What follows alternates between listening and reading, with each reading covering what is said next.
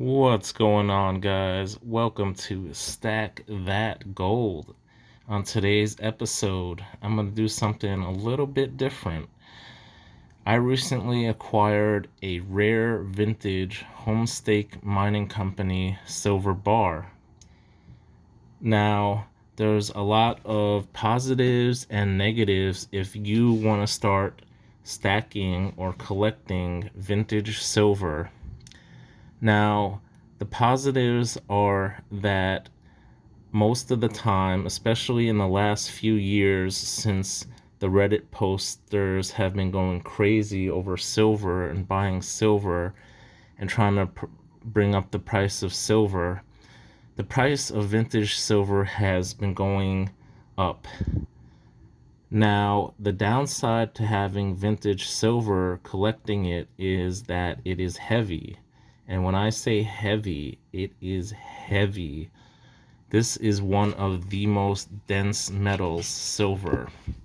So in order to stack or collect silver, you have to be able to find suitable storage to store it and keep it from tarnishing. What many people don't know, though, is that pure silver does not tarnish. Let me repeat that. Pure silver does not tarnish. That's right.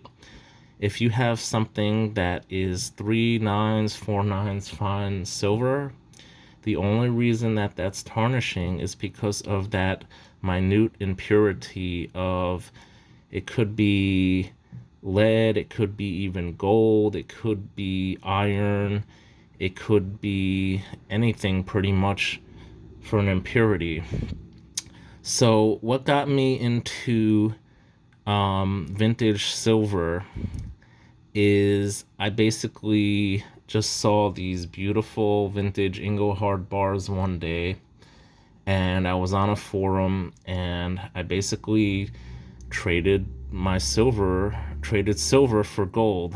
So I know you're saying to yourself, why did he trade gold for silver? Well, I just had a really good deal come my way. It was some vintage Engelhard bars, and I'm pretty sure they're worth a lot more than the gold, even though it was pre-1933 gold that I traded. Silver has overall done extremely well when the price of precious metals have gone up. It usually outperforms even gold. So again, the last couple years with the pandemic and people trying to drive up the price of silver, the Reddit silver bug, you could Google all that. And these vintage bars are getting harder and harder to come by. I just happen to be extremely lucky and able to afford to purchase this beautiful Homestake Mining Company bar. Now, the Homestake Mining Company was a mine located in South Dakota. It's one of the longest operating gold and silver mines in the world. It was producing silver from approximately 1878 to 2001 until it was delisted from the New York Stock Exchange. It was actually the company that was on the New York Stock Exchange for the longest time. It basically was delisted after it was bought by a Canadian gold producer. Now, you could get all this information. You could go to allengelhard.com. It's a great website if you want to look up some vintage bars, especially Engelhard bars. They are pretty much the definitive source of information for Engelhard and other silver producers of vintage silver. Now, what makes this bar in particular special is that on their website, they say bars from 1978, there's only approximately 500 left in existence. So if you think about silver bars and collectible vintage silver, the overall production numbers, let's say during a given year, the US is going to produce, I don't know, 25, 30 million American Silver Eagles. And then you consider maybe a vintage silver bar company such as, let's take Engelhard, for example.